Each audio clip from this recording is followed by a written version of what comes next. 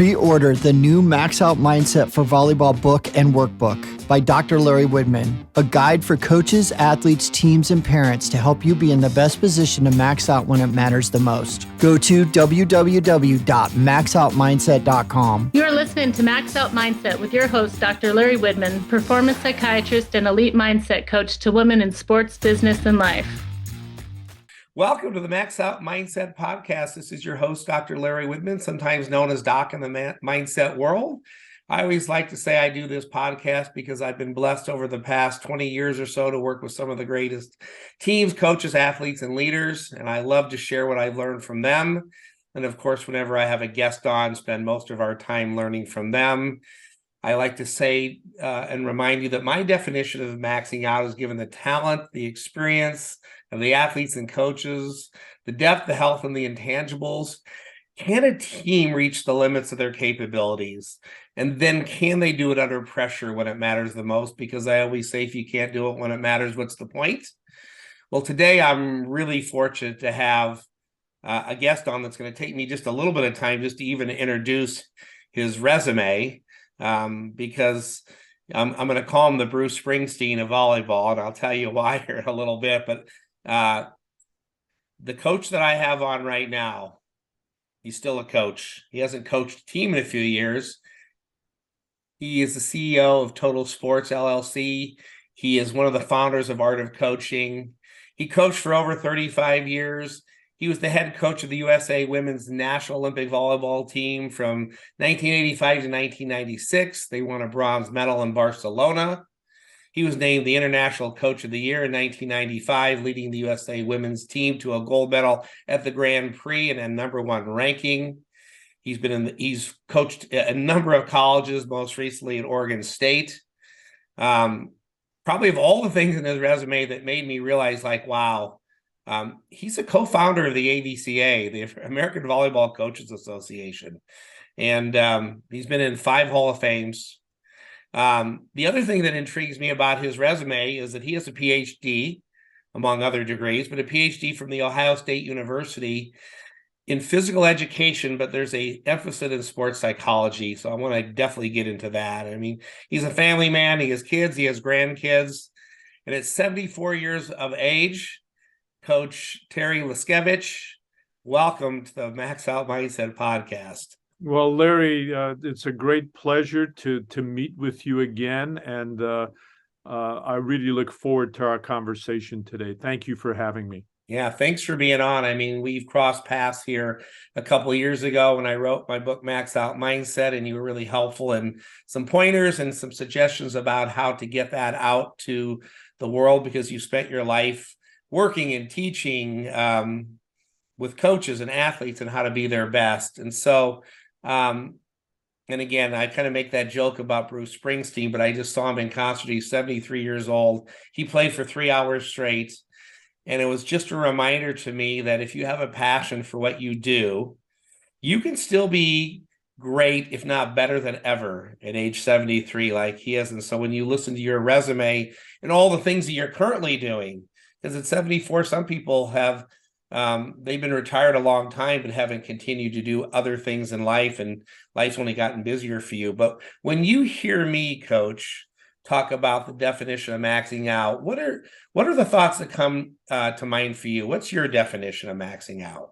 Well, I think it's similar to what you say, Larry. I think it's, maximizing one's potential is really, how do I use my innate gifts to be the best that I can get them to be? And that, in cases of top athletes, you have to have all those ingredients of having obviously athletic skill that's physical, but also athletic skill that's mental, and also then being the best at the times when you need to be the best, as you said. And I think a lot of people don't realize that. I know you're going to talk about, like, let's say, what's the process to get there? Well, hey, you've got to do that every single day. I tell people all the time when they go, well, practice is the most important thing a coach can do. And I'll always say, hey, practice doesn't make perfect. Perfect practice makes perfect. And therefore, every day I need to emphasize, how am I pushing you to use the tools that you have to be the best that you can be on that individual play, that individual drill, that individual practice, that individual day. That's the process. Mm-hmm. And, I think that we all as humans know that we're going to at times be really good at something, and we may be able to do it once. Well, how do we replicate that? How do we, the difference, you took, Michael Jordan would always say, hey, I took, 300 shots at the end of a game and I missed them all to win the game. But, I had, 100 that won the game. But he's probably one that is as a high consistency than anybody else, because if you did it once, you can always do it. It's a question of making sure you replicate whatever you call that in the zone or max out mindset, or how am I really doing everything is in concert for me to really perform the best that I can that day. Mm-hmm. And like you said, it does require a process that's often unique to a coach or to their own formation of what does it take, in my opinion, to get my team to be the best they can be every day, so that it leads to an outcome more often than not. So for those who don't know you, could you just give us a little background on, like, where did you grow up? And how did you, what was did you play sports? And then how did you find yourself in the coaching world of the sport of volleyball? Well, Larry, that's a long question, but I'll try to be brief. I'm an immigrant kid. I came to this country when I was 3. My parents left Ukraine in the end of 1943, early 44, when the Russians came west to the western city that they lived in Ukraine, Stanislavia, which is now called Ivano-Frankivsk. And they moved through the war and lived in a displaced persons camp in Germany, where I was born in 1948. My father spoke very good English, fluent English, and he was an attaché to the colonel at the camp. And it was in the American zone, luckily. So we had to wait to get sponsored to come to the United States. My father's oldest sister had moved here at the end of 1949. And in 1951, we moved to Chicago, Ukrainian Village, which was a 10 by 20 square block area that's still there. Everything was Ukrainian. My sports were Ukrainian. My church was Ukrainian. My grade school was Ukrainian. My scouting was Ukrainian. My sports were Ukrainian. So I played table tennis at a pretty high level. Then I was a tennis player in a high school that won the city 19 years in a row. And then I was a little pig-headed because I was playing soccer at that time, and my tennis coach told me I've got to quit soccer because I'm going to get a tennis scholarship to college. So I quit tennis. So then I was playing soccer in the semi-pro league in Chicago on the Chicago Lions, and guys from the East Coast that I knew that were also soccer players at a high level played volleyball. And the Chižević brothers, one later became the head coach of the USA men's soccer team, Walt Chižević and Gene Chižević, Alex Popovich. All these guys played soccer, but they told me to play volleyball. So I got into volleyball at 17 and a half, changed my life. I dropped everything, started playing volleyball, played on a little Chicago Ukrainians team. I was a pre-med at Loyola University, biology major, chemistry minor. It was on a pre-med track, went to Loyola Straight School of Medicine for a year, quit to play on the Olympic coaches club team. Jim Coleman was the Olympic coach at that time. Kenneth Allen was the team, Kenneth Allen Volleyball Club.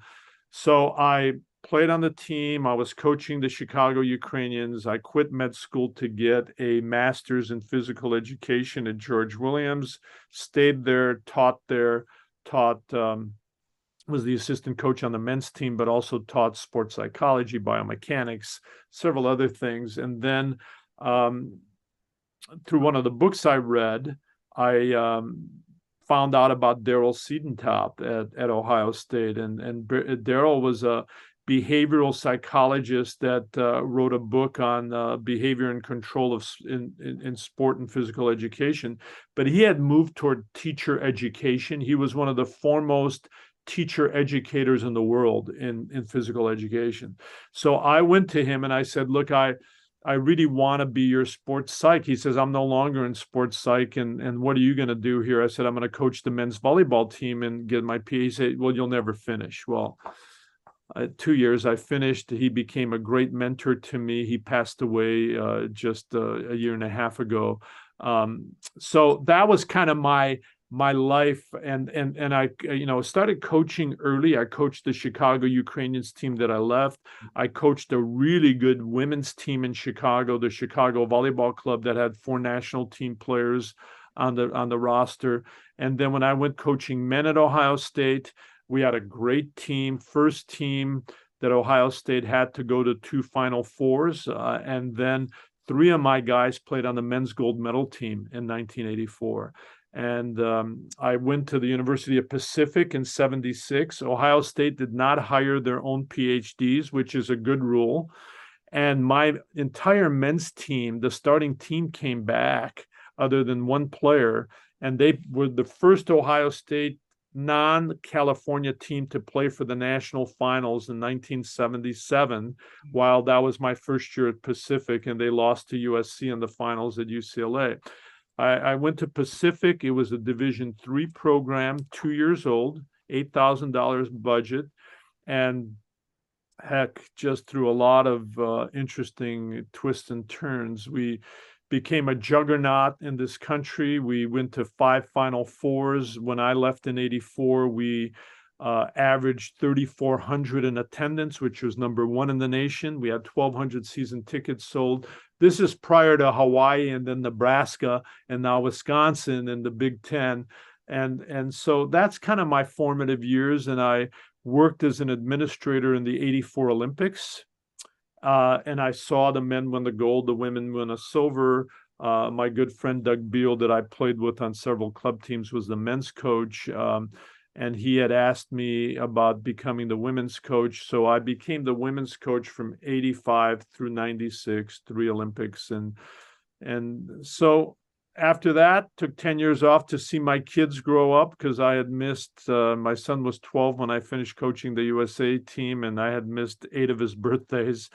And so I stayed, started several companies. And then when my kids went off to college, I kind of got back into coaching at Oregon State. And, times had changed, and it was interesting, but enjoyed some success there. They had never won an NCAA game, and we got to the Sweet 16 in 2014. Unfortunately, had to play number 1 ranked Stanford with John Dunning, my great friend, and lost to them 3-1. So anyway, that's kind of the journey. So yeah, so it's a big journey, isn't it? And it goes all the way back, and yet listening to that journey for me, of course, the thing that I keep going back to is you mentioned a long, long time ago to an administrator or a mentor that you wanted to be their sports psych. And so I'm really curious about, because you're a coach, and coaches do play that role for their teams oftentimes of teaching them some sports psych principles. In fact, as you know, sometimes they don't have any support staff to teach it. Right. You got to do it yourself. But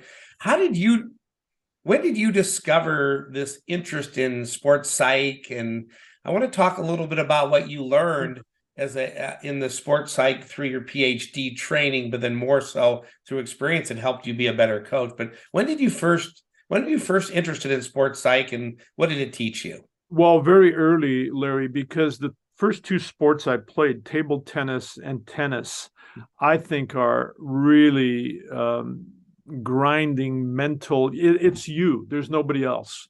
So therefore, you've got to be tough in certain moments. You've got to make sure that you're going to pick yourself up after maybe losing 1 game. And if it's a 2 out of 3 or 3 out of 5, you got to come back and do well.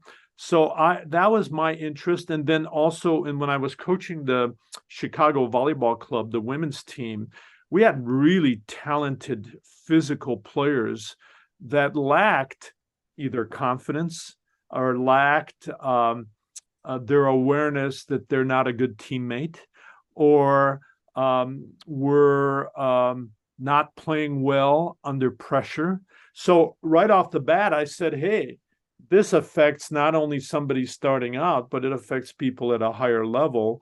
And so I always had an interest with that. And in the college I was at George Williams, Jacobson, that did progressive relaxation, taught there. So there was a big thing. Steinhaus was a teacher there that used progressive relaxation and used a lot of breathing techniques and so forth. So all that kind of melded into knowing how important controlling that is. And just your mention that, every coach may need to be, he need to be a psychologist, is a dangerous notion unless they have the tools. But also, if a player comes to my office and I'm the head coach at any level, and if she says to me, let's say, coach, I'm really nervous at 24 all. Well, the first thought that I have as a coach is going, why am I playing her? So you got to be careful. You got to make sure that that's why having outside staff work with your team, or in issues that are even more, I learned very early, like that Chicago Volleyball Club had a young lady that had suicide tendencies. And a lot of it was, I was young and I said, hey, I'm going to go help her. Well, I was not equipped to help her, but I started learning that, in some cases, those are attention getters. In other cases, they're very serious. But I learned then and there that in any team that I'm a part of, I've got to get professionals, whether they're counseling psychologists, psychiatrists, medical doctors, involved in the care of my team, because, hey, that's above my pay grade. And I've got to make sure that I take care of those kids that way. So I think early on I learned it. And then as I was a coach, hey, it was always a big part of any of the teams that I coached. So, yeah. So when we talk about those, you mentioned a couple of the ingredients, we talk about those ingredients of what I call an elite mindset: their commitment, their confidence, their concentration, and their composure. I call those our 4 C's. You mentioned 2 of them, really. I mean, early on, you've mentioned the process of doing it right every day. I really call that our commitment. Like, how committed are we to doing everything physically, mentally, technically, and tactically? Like you said, day after day after day. That's our process. But you mentioned confidence, and then you essentially mentioned composure to me, that at 24, I get really nervous, and maybe I'm not able to manage my nervous system right in the big moments.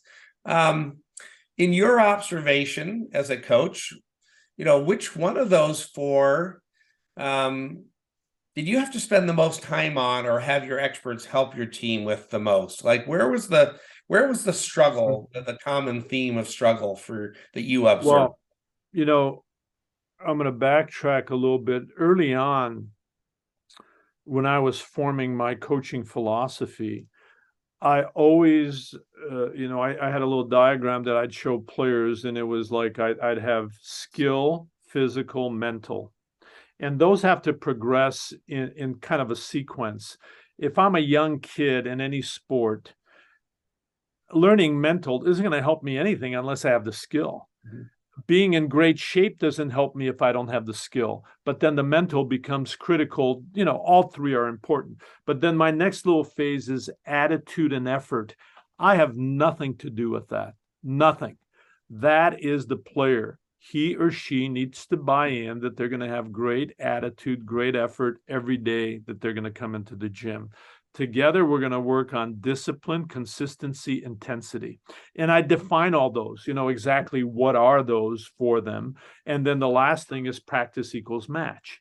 And that, to me, is kind of my entire mantra. So when you ask about where I see, look, I think all the things that you mentioned, and we probably just define them a little bit differently but the commitment is, hey, that's that attitude and effort. Composure is, hey, composure could be like that consistency on my scale. And then all of that with composure and concentration that you have is really hey, I've got to combine intensity, discipline, and consistency in order to be able to perform at a composed and confident level. And to me, confidence, look, I say this, and I've coached shitty guys that thought they were the best in the world. Mm-hmm. And I've coached the best in the world women that thought they were lucky. And that's a big thing in the way society sometimes presents the ego hierarchical thing of males, that no matter if they're good or bad, they think they're great. And in females, a lot of it has to do with being a good teammate, part of the web, not getting into any conflict with the team. And it's tougher for them to have their head above the average as compared to males. So you learn all those kinds of things in confidence and so forth. And to me, we just had to have tools for players that they would learn on their own, but also that there were professionals involved in each one of my teams that they would work on. And digress just a little. When I interviewed at Oregon State, this is a good sports psychology story. One of the people that took me out to lunch was the sports psychologist of the team at the time. And she told me, look, I meet with the team 3 times a week for 2 hours in the locker room. And, so she says, what do you think about that? I said, look, I may not get the job because of this, but if that's what you do, I don't need you, because I don't want anybody for 2 hours talking to the whole team. And that's crazy, because you may be talking about the issue that Larry and Terry have, and little John there doesn't even know that issue is happening. You got to, hey, and obviously I looked at how well these teams have done before, and they haven't done well. And I'm saying, where are they wasting their time? You've got to make sure that you need the professional help, but it's got to be done in concert with, you've worked with some of the great coaches of all time, whether it's Osborne or John Cook or others that you've done. Hey, you've got to know the personality of the coach. It's like in your book when you wrote about John's personality. And I know John very well, Cook. He's one of the great coaches in the game of volleyball of all time. But there's some struggles. So you got to know where can you intervene? You got to know what his philosophy is, what his strengths and weaknesses are. And he has to know that about you, because then you could work together a lot better. And I think that having players that understand the value of that outside person and know that outside person has the coach's back and the coach has that outside person's back is critical. Because if you start being divisive, it's like having assistant coaches, and I've had a lot of those that will go, well, if I were the head coach, I'd do this and that. Well, you're not the head coach. So you saying that to the player, is great, but that, it's got to be what a staff thing is doing. So I think, going back to your question, I think we're right on with, we may define them a little bit different, but the way you have your 4 ingredients, hey, I buy into that all the time. I don't know where you are on the behavioral scale, meaning, to me as a behaviorist, I've always said, if I can't observe and measure it, let's not talk about it. Mm-hmm. If you're saying to me, Terry, you're not motivated, well, what does that mean? Hey, to me, motivation is working for reinforcement. So I hear that all the time, where coaches get off on these locker room talks of, you don't want it. Of course they want it. They wouldn't be there if they didn't want it. Or you're not motivated. Well, what does that mean?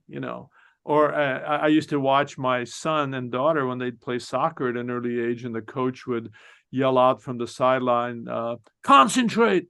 And I'd say, does he mean orange concentrate, or what does, and you see these little kids at age 8 furrow their brow, but are they really doing what it needs to happen to concentrate? And I think those are all taught behaviors. Mm-hmm. And we as professionals, as far as coaches, Coaches want their athletes to have strength and conditioning training with a strength and conditioning coach. They should have the same thing for a mindset coach doing that every day. It's a learned behavior and you got to practice it. Yeah, I love that. And it's so true.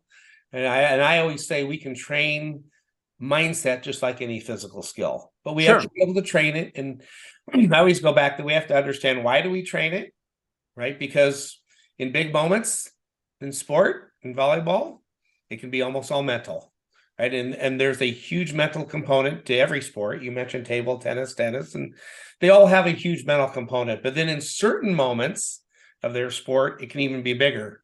I always say at 13 all in set 5 to win the national championship, and you're at the service line, that serve is way more mental at 13 all in set 5 than it is at 22-10, and you're about to sweep. And so why we train mindset is important. And then we got to be able to, what you said, we got to be able to tell them what we train and how we train it, because it's a behavior.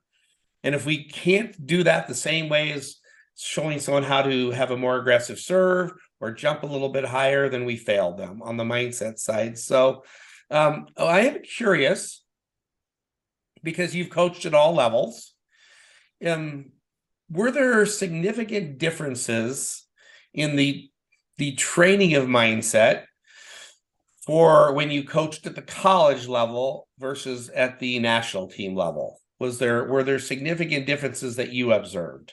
Well, I think the stakes may be higher, like if you gave the example 13 all at a national championship for collegiate volleyball.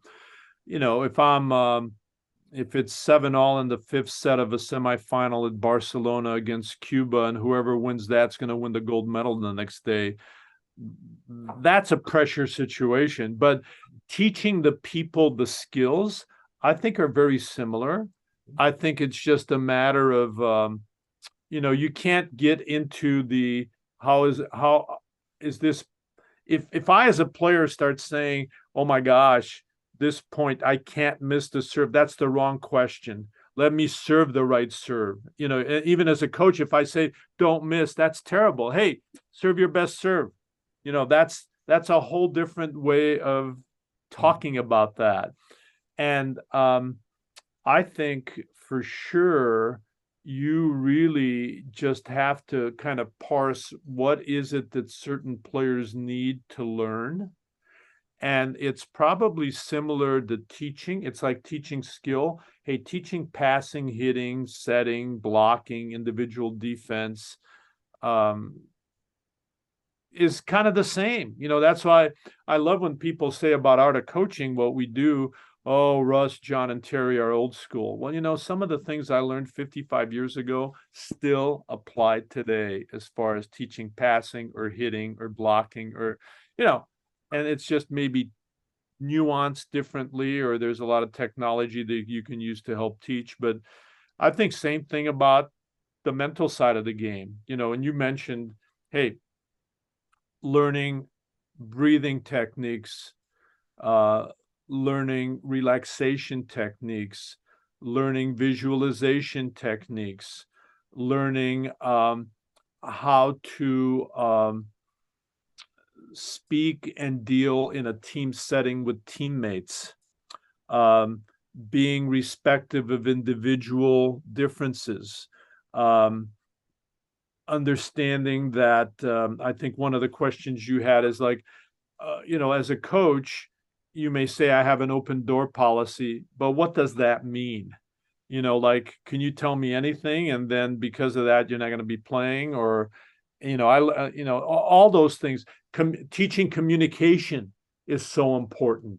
So, one of the things that I started doing with the national team, and I used it at Oregon State the whole time, is so we would have individual meetings, and I'm always big on that. At least 4 to 6 times a year, we're going to have an individual meeting. Before we have that meeting, you're going to get an agenda of what is in the meeting, and you're going to say, what else do I want to talk about? Mm-hmm. I'm never going to meet with you alone. I'm going to meet with another staff member, and that staff member is going to be the scribe.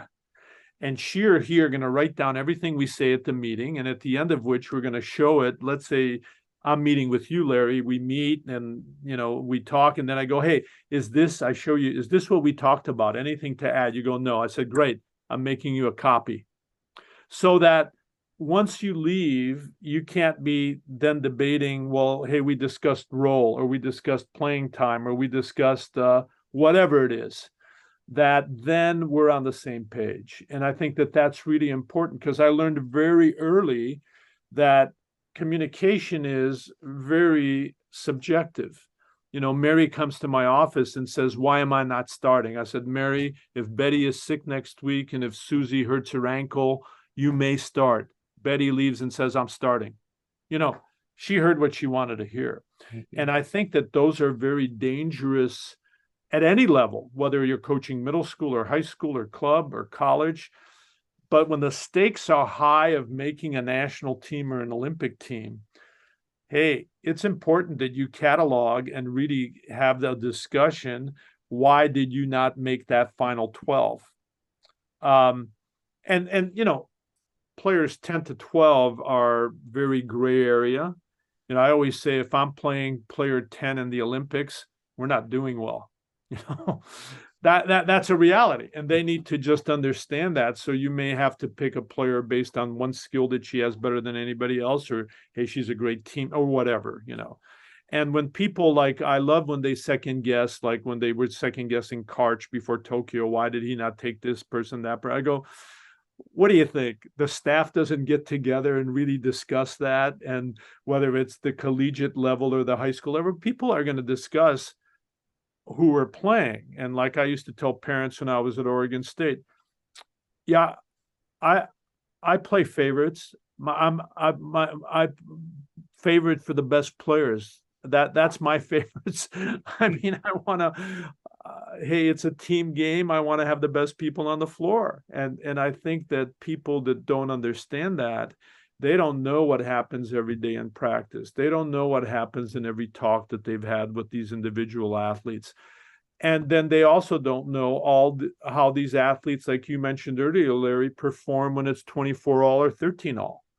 I used to have a player on the national team, very gifted, very good.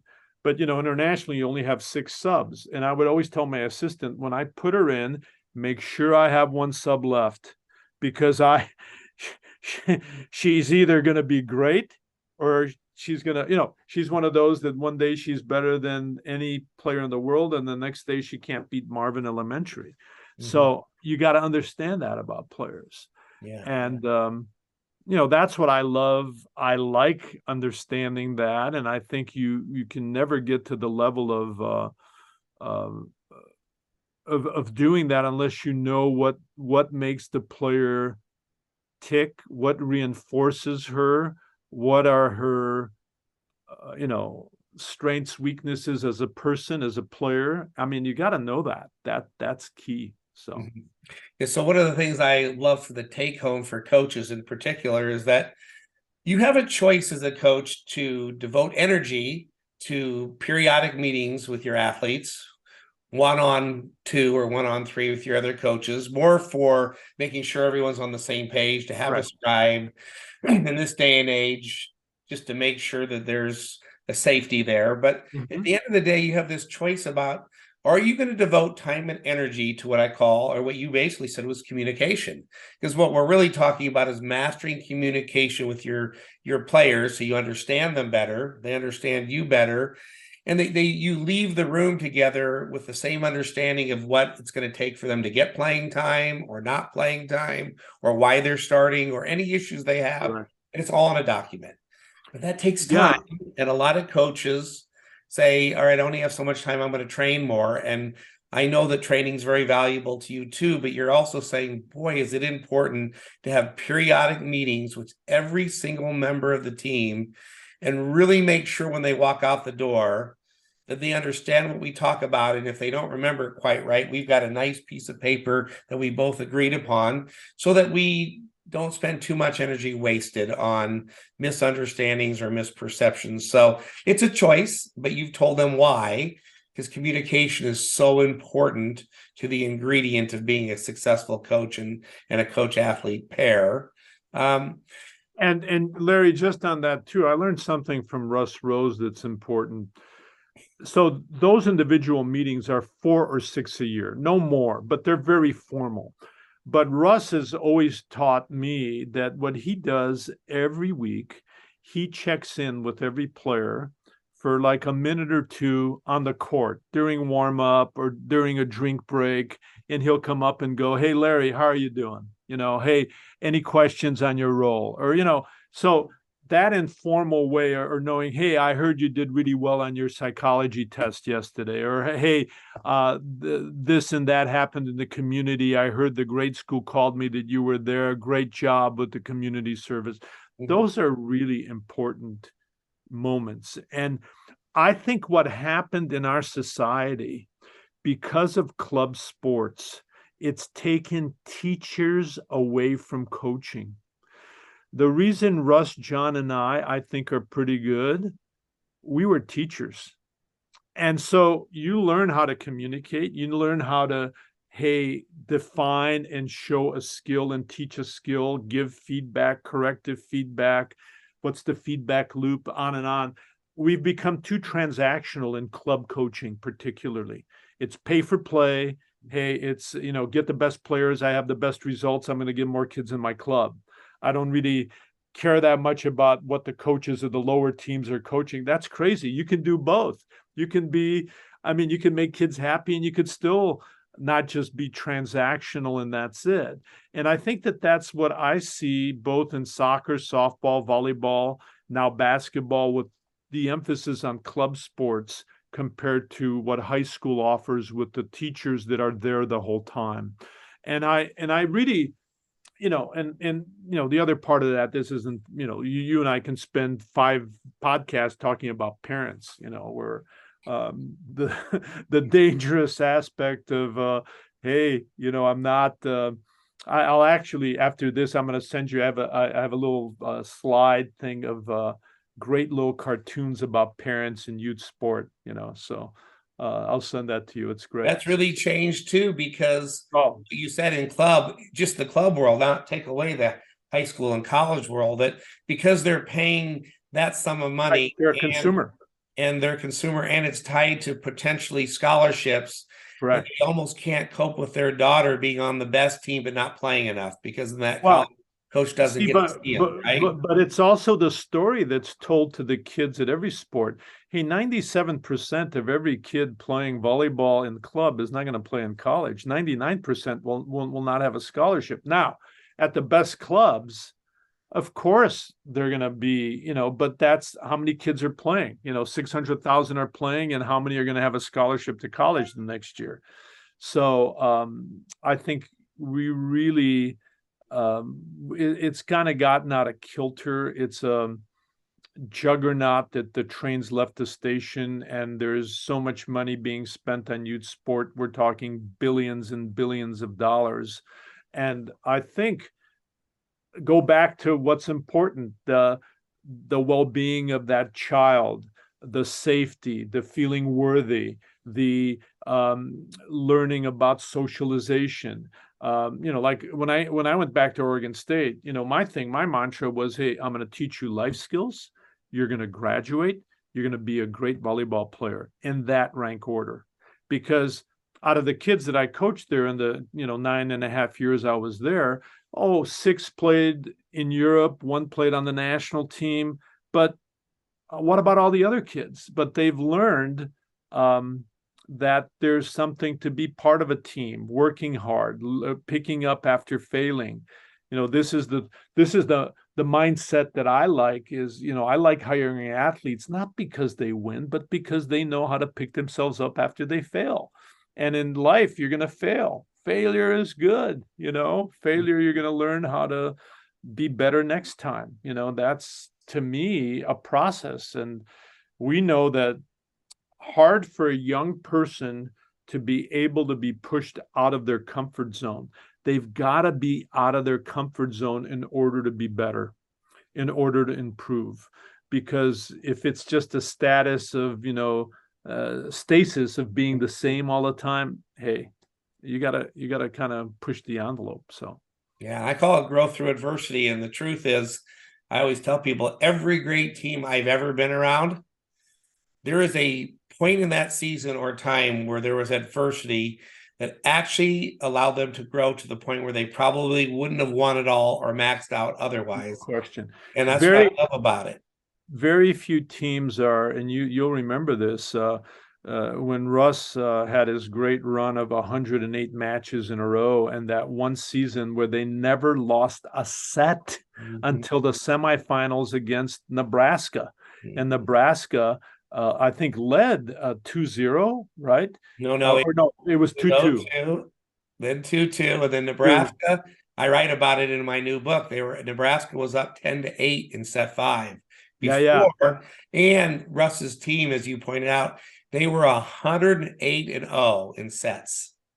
Well, no, they were 108 in matches, but that year they never lost a set. Yeah, exactly. So they were 36-0 that season. Right. So they won 108 in sets. So they also won 108 sets and probably 108 matches. But it's crazy that to have that kind of run. Right. Well, it's not going to happen again. I mean, and part of it is those are again the athletes you have. I mean, he had a team that never lost an NCAA match. Yeah, I mean, in your 4-year career, you never lost an NCAA match. That's pretty incredible. It really is. Well, I would be remiss if I didn't backtrack just a little, just to ask you this question. You may not have the answer, and again, it could be a whole other podcast, but you mentioned in a lot of different ways the challenges of parents, right? And partly because of being the consumer, partly because they're being sold a bill of goods. But do you have any thoughts? Because you said the train has left the station. Do you have any thoughts about how we navigate the parent situation in the club space, the high school space more so? I'm not so much the college space, but how we navigate the parents to have them be more in alignment with the notion of training confidence in their kids, creating a safe space for their kids, making sure that their kids don't lose joy because of either how the parents act or the situation, the pressure. Do you have any thoughts about how we can get the train back to the station? It's very difficult because we as a company even had a little parent certification. I'm gonna send you a little thing that we did on that, and along with some of the youth sport things. What I found is that as any club or high school or even college is well-meaning in teaching the parents that are the biggest problem don't think they're the problem. And that's I think you almost have to take parents and really make them understand, hey, this is not about you. It's about your son or daughter. You can't live vicariously through them.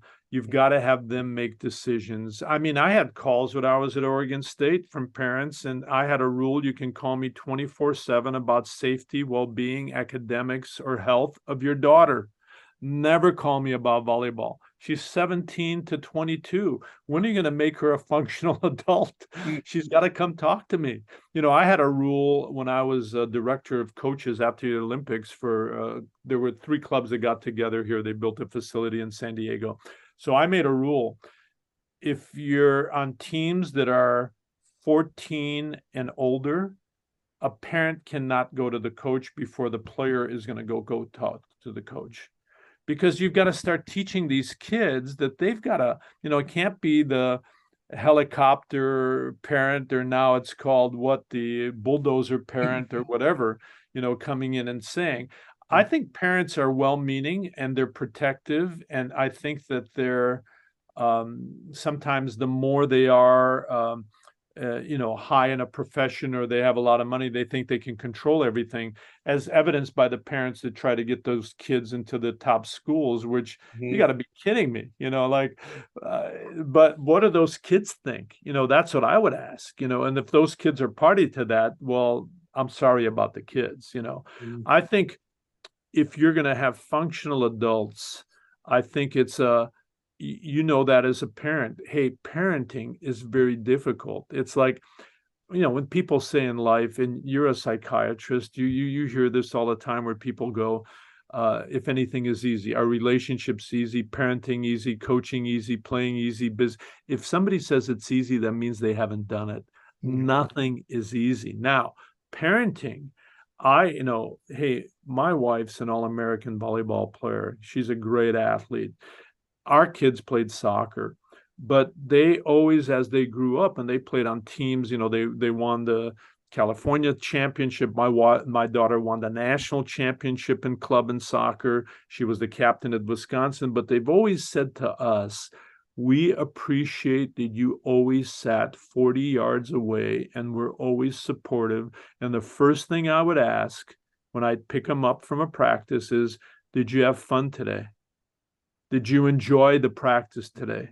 Instead of, did you score a goal? Or, and part of it is, I always used to say, hey, I'm not living vicariously through you guys playing. I think it's important to play sports. There's a lot of lessons learned. It's been great in my life.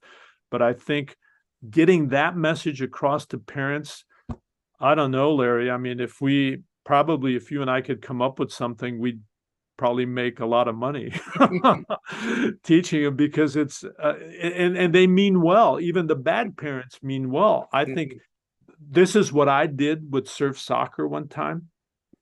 I videotaped the parents on the sideline, and then I showed it to the parents. And these were professional lawyers, doctors, administrators, business people. And they go, oh my God. I says, look what you're doing on the sideline. That's nuts, Did it change behavior after they saw it? It did. For some people, it did. Yeah. But, I had to restrain an athletic director of a college from hitting a parent of another team.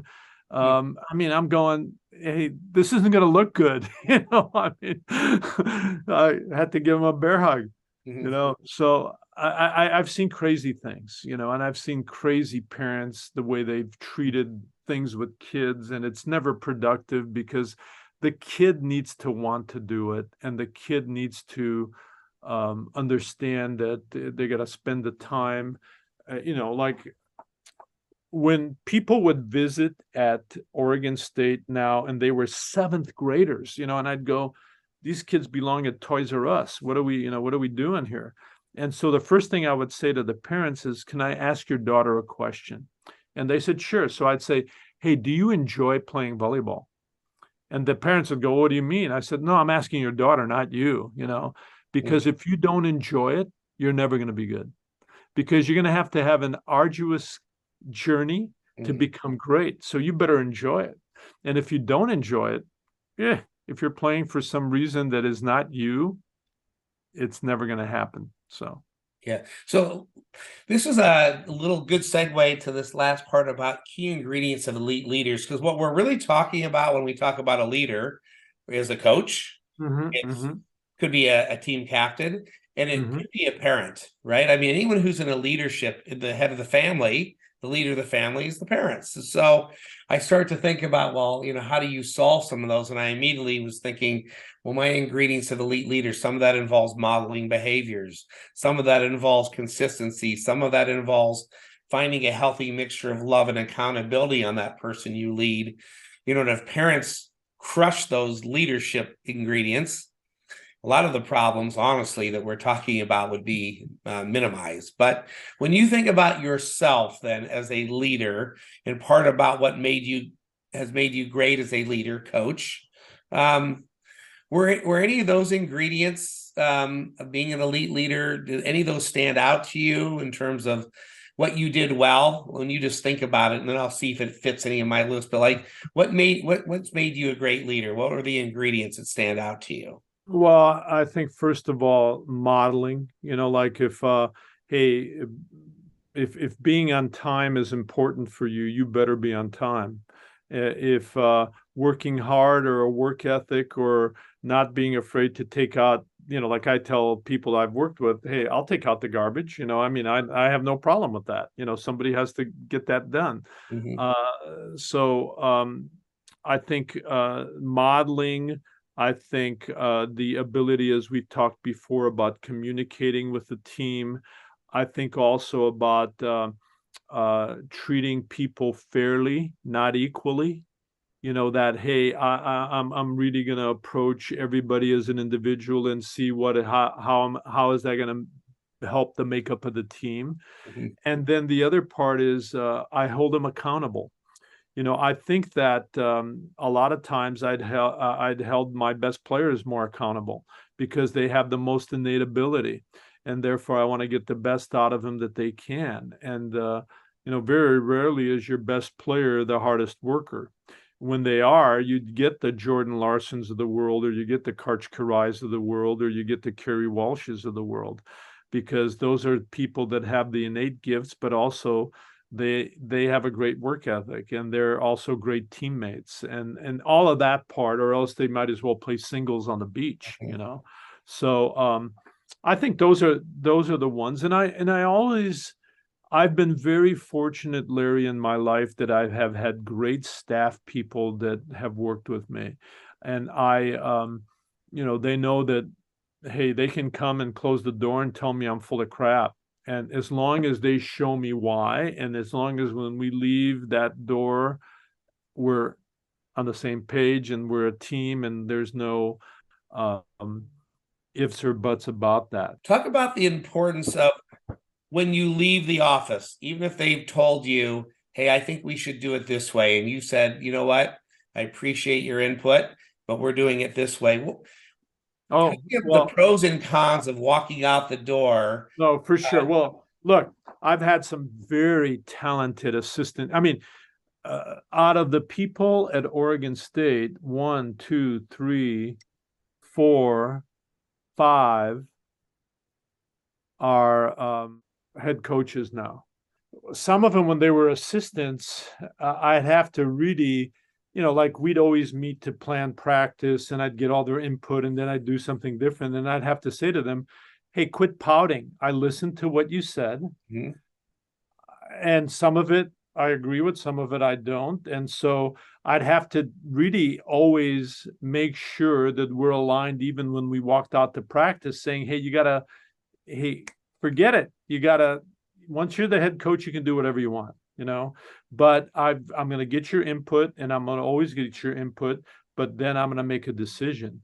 And I think that when you start hearing, even with the team, that there are other things that are happening behind your back, or assistant coaches talking to team, that's crazy. And I think you got to nip that in the bud right away, because a lot of young assistant coaches, they just want to be liked by the team. And hey, being liked and again, making somebody good and making them accountable and making sure that the buck stops there are different things. Mm-hmm. And this is not a popularity contest. It's trying to get a group of individuals, and that is team, staff, peripheral staff, everybody involved, pulling by the same end of the rope. And if it's different, then you're really not going to get anywhere. So, one of my ingredients of great leaders is the ability to evolve and adapt. So for you, when you reflect on your career that spans a few different decades of coaching, was there one or two things when you reflect back on it that you did a really good job of evolving or adapting as a coach as compared to your early years? Oh, certainly. I mean, one of the first teams I coached was this young Chicago Ukrainians team, boys 15 and under, okay? And my rule was, if you're late 3 times, you're off the team. And within my first month and a half, 2 of my best players were gone. So I learned from that, hey, I never taught them why coming on time is important. I just had this stupid, a rule, but I needed to teach him why coming on time is important, because time isn't money. You could always make money. You can't make time. If I'm not on time, I'm disrespectful of the people that I'm around with. That's kind of the bottom line. So I learned that as an example. I also learned what I gave you when I was young, I thought I could answer any question, do anything. And then I said, hey, I'm not equipped. That's not my profession. I've got to get somebody that knows. I've never been afraid to hire people that are smarter than me. And I always wanted to say, what are my strengths? I know what my weaknesses and strengths are. How do I augment my weaknesses by hiring somebody that has better skills at that weakness? So I think going back, hey, I think staffing and identifying staff is really important. It's like even in a business, I never hire based on what there's. I want to hire more on even personality. If they're a go-getter, you can teach him anything. But also, what is their personality like? Is the glass half filled or half empty? Are they positive? Are they, how are they going to make my team better? So let me ask you this question then. So you've had a lot of teams that have done extremely well over the decades. And I always say I want a team to get to the end and have no regrets, meaning sometimes you can fall short of your goal even, or even in what it appears to most, the team's never done, never advanced farther. But if we cheated the process or if we let drama get in the way or things, that sometimes we can have regret when the season's over because we didn't do everything we said we were going to do. Did you have any, when you look back, did you have any teams that you do have a little bit of regret about, wishing that you had handled it different or wish the team had worked through it different, that maybe cost you where the team could have gone? Well, for sure. I mean, I have one major regret, and I could say this to you. And during my interview at Oregon State, they asked, could you tell me a tough coaching moment and how you went through it? I said, I'll give you a moment. So 1995, we were ranked number 1 in the world. Going into the 96 Olympics, we were co-favorite. 2-3 months before that, my captain had an affair with a staff member on my team. And it completely broke our team apart. Some people came to me and said, if you don't get rid of this guy, we're gone. And some people that were starters came to me, if you get rid of this guy, I'm gone. And it's a long story, the whole situation. And, we wound up suspending the staff member who was with me for 10 and a half years. Mm-hmm. And then demoting the captain in Atlanta. But there was a lot of drama, and, we lost in the quarterfinals to Cuba. I think even managing it may be a little bit different from myself and my staff could have maybe made the situation better. But when we found out about this, you remember I told you I'd always have. So we had 3 different psychologists that worked with us: a counseling psychologist, a performance system psychologist, and then kind of a all-around sports psychologist. They were with me on the trip when we found this out. And we had a meeting immediately, and they go, they've never seen a situation like this, and they don't know what to do. And I'm going, oh my, so this is like the wisdom of Solomon, how do you, what do you, so that was a really tough situation. There were obviously coaching in match situations. We had some great runs at Pacific, and 2 years in a row, we lost 15-13 in the semifinals, in the national championship, so, okay, some things that I maybe could have done differently, or been made aware of before that. Certainly the only match of regret, playing the semifinals in Barcelona, where we led 2-1, and it was 2-2, and it was 8-7, 10-8 we were ahead, or 11-9 we were ahead. That match was I relived that match, because who won that match wins the gold medal, because, there was no day in between in those days. And so when we lost at night, we played at noon the next day for the bronze medal match against Brazil. We won 3-0. But then Cuba beat the Russian team 3-0 3-0 or 3-1. So that's a kind of a regret that I would, like there was certain, like that match, I'd always put my defensive specialist in a certain time to serve. And I left the middle blocker in to serve, and she got an ace. And then we crossed sides. We were ahead.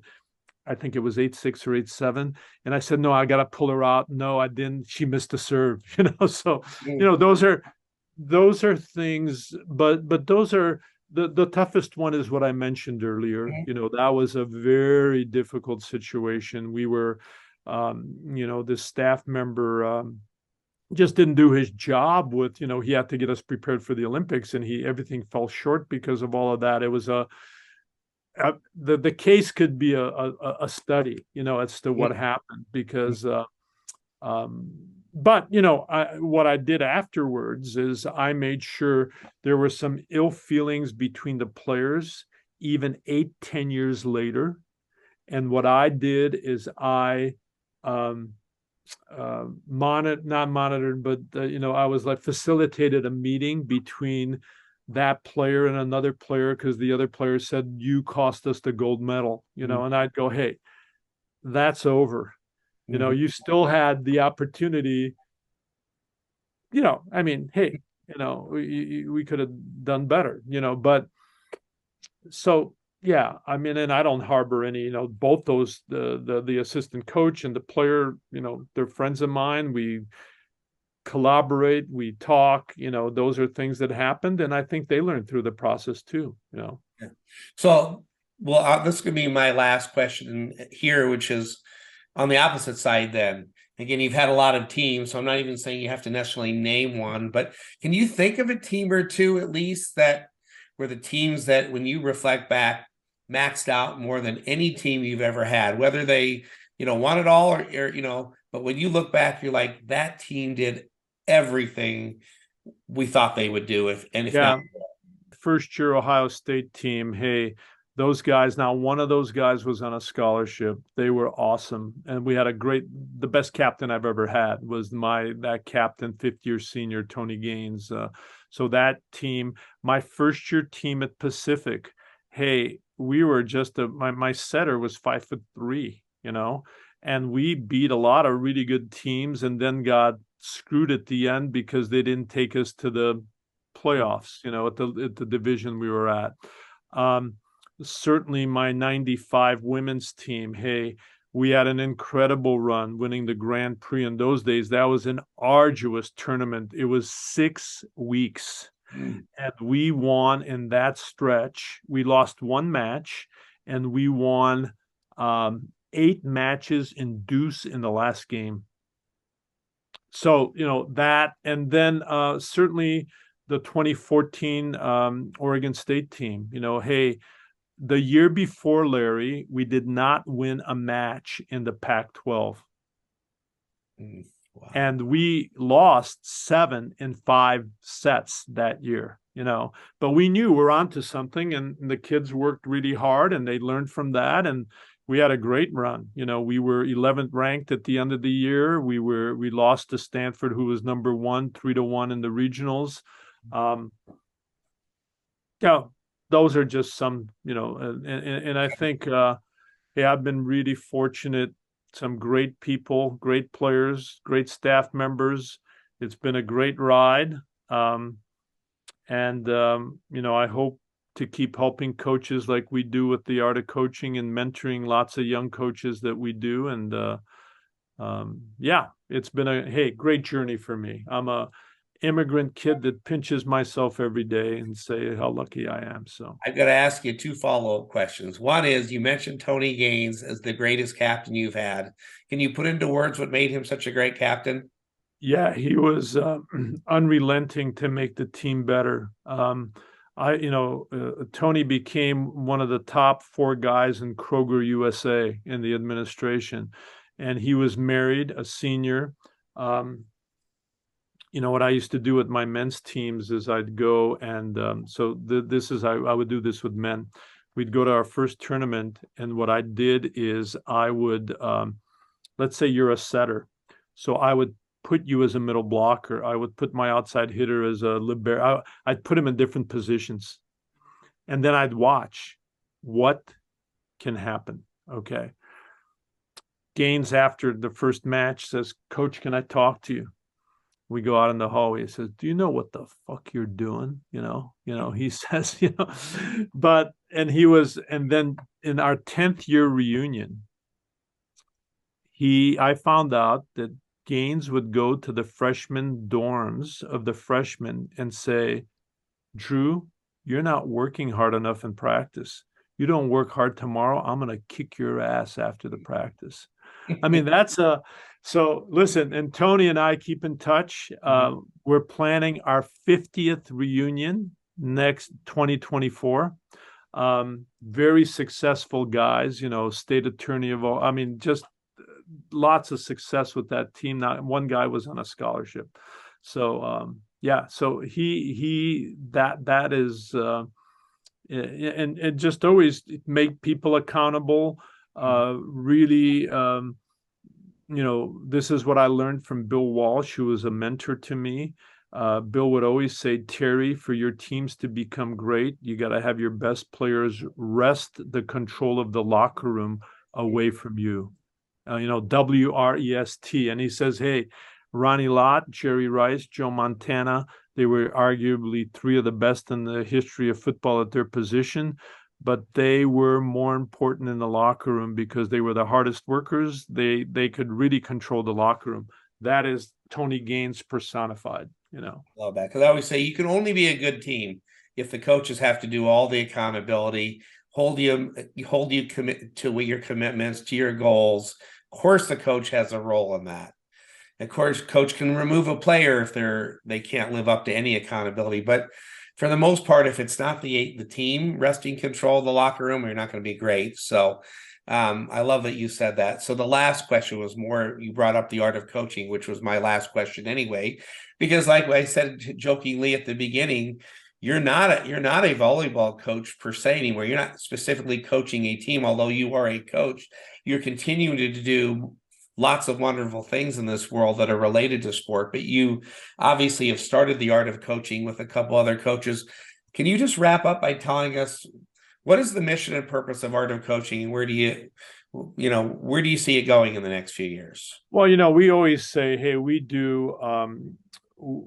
create exceptional coaching pieces every single day. And you have three coaches that have been lifelong friends forever. Russ was in my class in 1972, and he was a baseball catcher with a ponytail. That he wanted to be on the baseball team, but the coach wouldn't let him because he had long hair. So we went to the golf team and we got him to go out for volleyball. John replaced me at Pacific and won 2 national championships the first 2 years. We're great friends, and we really want to make volleyball better. So we really spend time at our clinics and our virtual clinics, at our offerings on the website, to just make coaches better. And I've individually mentored hundreds of coaches, and I do that free of charge. I just, because as long as they ask me why, and I say, as long as you pay it forward, as long as someday you're going to take somebody, because people have been instrumental in my life, whether it was Jim Coleman or Daryl Siedentop or Brad Rothermel or Mark Cruz, that was a business guy, and Bob Klinger in Stockton, that really taught me a lot. Glenn Alba, who just passed away, who started the sports psych program with me at Pacific. All those were instrumental in my life. So I want to give back to the community that way. And I think we've done a good job of that. We've built a good, successful brand. This is our 13th year. We've stayed in business. We're organically grown. And so I think, we've built a good brand, and I think we want to continue doing that. So. Awesome. Anything else that you want to share with my audience? No, Larry, I think you're doing a great job with, I love the max out mindset. I look forward to reading your book on volleyball specifically. I loved your chapters about volleyball in your first book. And I hope our paths will cross. And I think that the sport needs professionals like you and others that you work with that can make people better mentally and understand that that's a important factor in being the best that you can be. Yeah, well, I really appreciate it, Coach Liskevych, for being on the Max Out Mindset podcast. I mean, you are a legend in the sport. We don't get to talk to too many of them in this world, but people are going to learn a lot from your journey, what you've learned, what's worked, what hasn't worked, and what you see are big challenges going forward. So I appreciate your time today and look forward to continued collaboration with you in the future. Gotcha.